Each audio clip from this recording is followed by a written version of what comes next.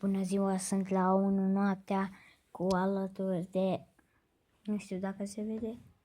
Da, e verișorul meu. Da, și cred că nu vedeți nimic. Uitați-vă la oglindă. Dacă bine vedeți. Salutare! Herobrine! Iahia Motleș și azi vom face o filmare șmecheră. Ce mă, faci un vlog? Da. Da, Uite, și eu la fel. noaptea. I-am zis deja. Da.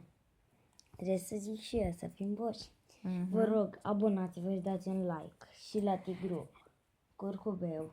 Da, și ce vrem să vă zic, sora mea stă acolo de o oră și nu știu ce face. Și vrem noi să o spionăm. Și eu nu merge telefonul. Adică când vreau să filmez, mi se face o luminuță. Și ea vede luminiuța și nu ne lasă. Scuzați-mă. Și vă rog, abonați-vă și dați un like. Da, dați un like. Faceți ce vreți, numai să vă gândiți. Da, La pa, revedere! pa, pa.